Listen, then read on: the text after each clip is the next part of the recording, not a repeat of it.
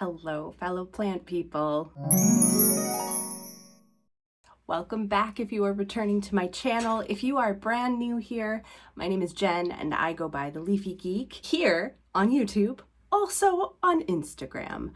And I thought I'd do a quick rundown of some new plants that I have recently received. So these would be houseplants. I am in my grow space, as you can see. There will be another video kind of giving you guys an update on my seed starting progress. I want to do some houseplant chat and show you some recent additions to my collection. Really, I think most of these are going to be Hoya. So let's get right into it. I'll show you some of the new plants that I have acquired. I'd say probably within the last couple of months. I did take somewhat of a break over winter, at least the very, very cold parts of winter. But you know, we had a few really nice days in March that I kind of went, I'm gonna get some plants, and I did. So that's what these are. And I think there are a few that I'm going to show you that I had purchased maybe earlier, or I guess it would be the latter part of 2022. So yeah, let's take a look at some plants. First one I want to show you is, we'll start with the one I have in my hand. This beauty is a Hoya. A lot of these actually are Hoya, so just so you know. But this one is, I've had a Hoya parasitica before, but this variety is a splash. I got this from Steve's Leaves, and let me tell you how beautiful this plant is. Let me see if I can get it kind of in the light there. Just very splashy. I love kind of the squat, almost heart-shaped leaves that this variety produces. It's got some really good grow points on it, a couple of older vines, and then this relatively young one. Got another grow point right there. So yeah, just a really pretty one. This is the second splash. There was a snafu with my first order, but Steve's Leaves, being the amazing customer care team that they are, not sponsored, a lot of my plants are Steve's Leaves plants, and I go back to them over and over again just because of the quality of their plants, but also just because of their customer service. They want people to have plants delivered to them successfully, and they are very, very responsive and just very, very good at ensuring that when things do go wrong, and they sometimes do, like anytime you ship something live through the mail, there's the potential for things to not go quite right. And so when that happens, they're just very, very good at addressing the issues and kind of figuring out next steps with the customer. Only ever had wonderful customer service from them. The other plant in that Steve's Leaves order is this one. So this is my replacement Hoya quinquinervia. And this one is, as you can see, very, very healthy. Just two very, very strong vines, one smaller new vine kind of underneath the leaf here. Basically both of these plants had new leaves, little, baby leaves popping out, and all of those did fall off. That tends to happen. That's just something that happens with Hoya in my experience when they are shipped through the mail. But I'm sorry if you can hear, it keeps hitting my light that I have right here. It's just out of control. But quinquinervia is a really cool one too. It looks a lot like Hoya morellii to me. Just really decent sized leaves, really glossy, the new growth, subtly veiny. I don't know if you can kind of see that. Just very subtle veination on them. Just a really nice plant. And I did have a quinquinervia in my collection for a little while. It was a cutting and it never really took off. And I've kind of noticed since over the last couple of months that it's been failing kind of. The leaves aren't in the best condition anymore in terms of their rigidity. They're just not, it's not doing well. And then I saw this available on Steve's Leaves website, and I was like, well, let's just get a new one. And this is a beautiful specimen. It's a really, really nice size plant. So happy to have Hoya quinquinervia. This one needs to be repotted. I feel like the soil is just not the soil choice that I normally make for Hoya. This one is, and it actually, I don't even think they included the tag for it, but it is a sigilatis, kind of broadleaf form. My light just turned off back there. So this is a sigilatis broadleaf or wide leaf. And it's a decent sized plant. I've kind of been keeping it in its original pot for a little bit longer than I tend to, just because it did experience some shock upon arrival.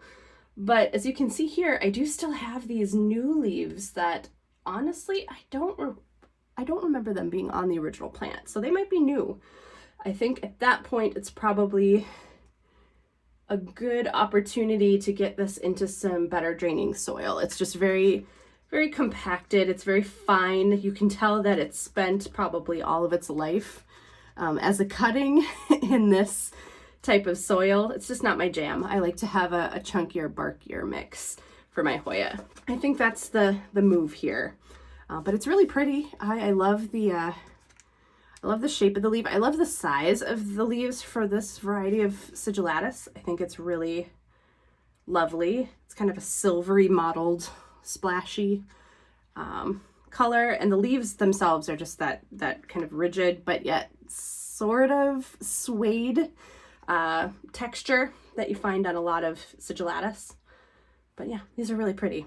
It's a nice one. Sigilatis wide leaf. Next up, I cannot resist a caudata. Hoya caudata is one of my favorite varieties. Just the leaf and the coloration on the leaf is really enjoyable to me. Just kind of that mottled, almost camo look is really cool. That splash.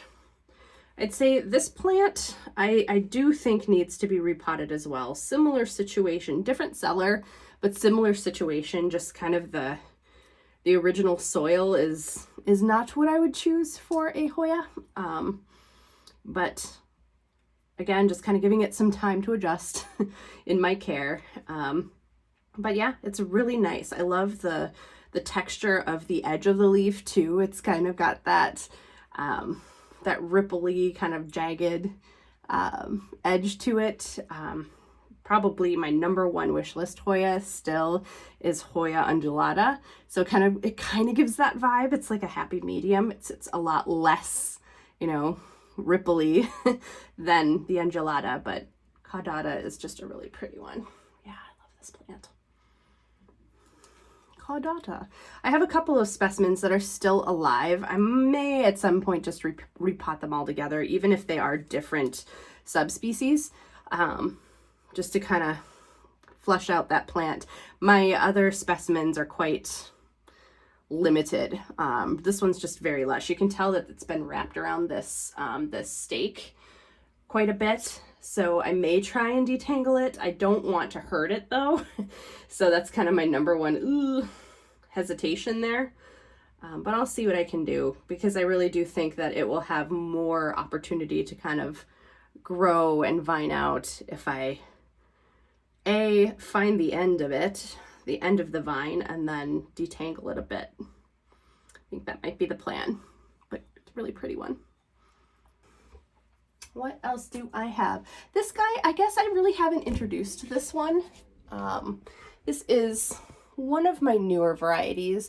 This is a Hoya, it's a Carnosa Wilbur Graves. This is again a Steve's Leaves Hoya. And I believe this one, the way that they had them labeled was by location of origin. So this one was Hoya Wilbur Graves China. And you can see, Wilbur Graves is supposed to be a variety of, a varietal of Carnosa that has a lot of silver splashing on it. This one really doesn't, but that's okay. It has some, it's just a bit limited, and I'm kind of giving it some time to adjust and making sure that it, has a decent amount of light. Again, I have grow lights that I'm kind of staring into right now. I'm not going to point the camera in their direction, but the grow lights that I have in here are that GE type grow light bulb. I have 4 of them kind of over my workspace here. So that light seems to be enough. It's putting out new growth, which is awesome, and new vines. So that's also very cool. So I think it's relatively happy. I'm just trying to test whether or not that's going to impact the amount of splash that it has on the new leaves as they come in. So just keeping an eye on that one, kind of, you know, just seeing what happens with it. But I want to show you my other Hoya carnosa Wilbur graves. So this is the Russia variety, and you can see there's a lot more splash on some of these newer leaves, which I am super pumped about. This one, it looks like I have 2 stems in this plant. One of them appears to maybe be reverting, which is kind of a bummer, but this one over here is very, very splashy, and there is a new growth point on it. It looks like this plant had originally been trimmed at the top. The vines had been trimmed, but there is a new growth point on both of these stems, so that's good, I guess. But yeah, this one is significantly more splashy than the other stem. I don't know if you can see that leaf. The lighting in here isn't the best tonight, just still adapting to my lighting setup, but love this plant. I did splurge a little bit on these, you know, I've always wanted a Wilbur graves. I really kind of hit some of my wish list Hoya recently. I kind of went bigger, went home. That was my motto. Just really wanted to acquire one, and I was able to acquire one from a trusted seller, so that was important to me also. I had only really ever seen these on kind of independent sellers or sellers overseas that I hadn't really, you know, had much experience with overseas purchases to begin with. And so finding someone who had it based in the States, and that was a seller that I have purchased a lot of plants through, was just really a win-win for me. So that is my Hoya carnosa Wilbur graves, Russia. This really turned into a Hoya video, didn't it? I've got, I think, one more Hoya to show you, and then I'll show you what's sitting in this container here, because this is exciting. This is going to be part of my BiOrb terrarium. So I'll show you the plants that I got for that project, which I haven't started yet. But the last Hoya I was going to show you is this Hoya species UT038 Flores Island. So really a unique one. Got some subtle veining on it. Again, this one arrived to me and the leaves looked pretty shocked. It did lose a few leaves. I'm just assuming this is a more sensitive variety of Hoya, and I did purchase this one in a colder time frame where the temps weren't as high as they have been recently. So really just trying to ensure that this one has a chance, honestly. And so it did rebound, lost a few leaves, but seems to have rebounded, and I do have some good grow points on it. This one, I believe, is new, so that's great. But yeah, subtle veination on it, just a solid, pretty specimen. And again, as a Hoya collector, I kind of look for the ones that I haven't heard of before, and I like to give those a try in my space where I keep all my Hoya. So a welcome addition to my collection, this one.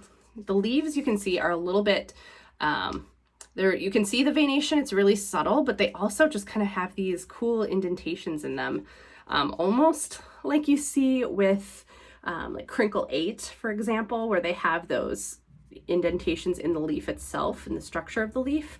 But I've noticed that on a few leaves on this plant that kind of align with the veination, which is pretty cool. But yeah, so this is, again, Hoya sp UT038 Flores Island. Let's take a look at some of the terrarium plants that I purchased. I'm keeping them in this plastic kind of repurposed container because easy watering and also hopefully retaining some level of humidity, because I do have some humidity sensitive plants in here. But let's start with the ferns. So this one, oh gosh, what are you? I just immediately forgot what this fern is. And honestly, it's looking large enough that it might not fit in that terrarium in my BiOrb, but I'm gonna quick grab the invoice just to confirm what variety I ended up going with here, and then maybe make a decision. Be right back. Okay, yeah, I kind of forgot why I had originally purchased this plant, and then it arrived and I was like, oh yes, this is gonna be like the centerpiece of the terrarium. No, this is an Aglaomorpha coronans, also known as a crown fern. This is an epiphyte, so I am not going to be putting this into the terrarium because the plants that I had planned for my BiOrb are ground dwelling, I believe, for the most part, and I really think that that would be a conflict of interest for this guy. I don't think this one will do well in that type of environment. This is a lot like the staghorn fern. So this is my staghorn. As you can see, has some old basal fronds or shield fronds. There's a new one kind of popping out in there. This guy experienced some really bad, significant neglect from my part. But as you can see, still kicking. Got some live fronds. I've got some new fronds kind of popping out from the base. And then, as I mentioned, that shield frond kind of over top. So epiphyte, I just have this one in like orchid bark and sphagnum moss in this little pot. So I'm probably going to do a very similar setup for this guy, the crown fern. It looks rhizomatous almost. Like I thought I saw a little shoot, a new growth shoot somewhere around here. Oh, there it is. Yeah, it's got some new growth popping up. But yeah, I'm gonna treat this like an epiphyte, and apparently these can get pretty huge, so I might eventually mount it. But yeah, it's a decent specimen. The leaf texture kind of feels like a crocodile fern, if you guys have ever seen those. It says that it can do a little bit better in lower humidity than other ferns, so you know, that's kind of a win for me. But yeah, totally forgot that I had purchased this, I think with the intent of having it separate, but when it arrived, I must have forgotten that and just assumed it was going in the terrarium. But no, Aglaomorphans coronans, the crown fern, will get its own special treatment. So hooray, cute, love it. I just found the perfect pot for this plant. So yeah, I'm gonna do orchid style, very similar. Like if I would have had this orchid pot available for my staghorn, probably would have put it in there. But yeah, just really good kind of draining, good aeration for the roots. It's an epiphyte, it'll appreciate that. I'll kind of pack sphagnum around so that nothing falls out, and then do my typical epiphyte mix that is very bark heavy. So I think it will enjoy that, and then I will have it potted up. So that's the plan for this one. So the rest of these are going into the terrarium. So I'm gonna do a bird's nest fern in there, my hurricane, Asplenium nidus, tried and true. This one is gonna provide some really cool directional interest in there, I think. I'm going to also plant a couple of jewel orchids. So this is the Ludisia discolor variety Nigrescens. And I think it's okay. One of these stalks is a little bit floopy. This one's a little bit weird. But the rest of these are good. I also have a cutting from an old Ludisia that I had that didn't do super well, and I was trying to reroot it in another glass jar in my living room. So that might join this crowd. And then the other Ludisia that I recently got is this one. This is actually not a Ludisia, it says. It's an Anoectochilus. Words are hard. That's what it is. You can see that. These are both from Gabriella Plants. So just a nice little ground cover orchid to create some interest in there. And then this is, I think, gonna probably be maybe the star of the show. Honestly, this one is pretty rad. So this one is a gesneriad. I'm gonna put the name of it on the screen because I cannot for the life of me remember what it is called, but I know it's in the gesneriad family, African violets in that same family. And it does very much feel like an Asian violet or an African violet. It's got really cool kind of hairy leaves that have this nice texture, visual texture, but also just a really nice kind of fuzzy texture with a rigid leaf. You can really see prominent veining in there and just a nice splash on this variety. And yeah, it's a moisture loving plant, so I feel like a terrarium is going to be really ideal for it. I have heard that the BiOrb doesn't get extra humid in there.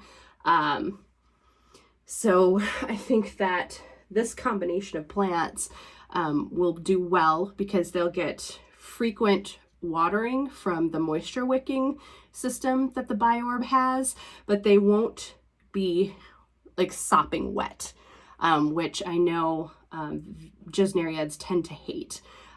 So that's going to be kind of what I'm looking for with this one. I'll keep an eye on it and see how it does, but it's doing pretty well, just hanging out. These plants have been hanging out kind of in this grow room for about 2 weeks now, I want to say, maybe a little bit longer. And yeah, that's the plan for these plants. I also have a couple of plants, as I mentioned, in a glass terrarium that's in my living room right now. I just kind of threw a bunch of cuttings I was trying to, take from plants in order to preserve some of that plant because the plant wasn't doing very well.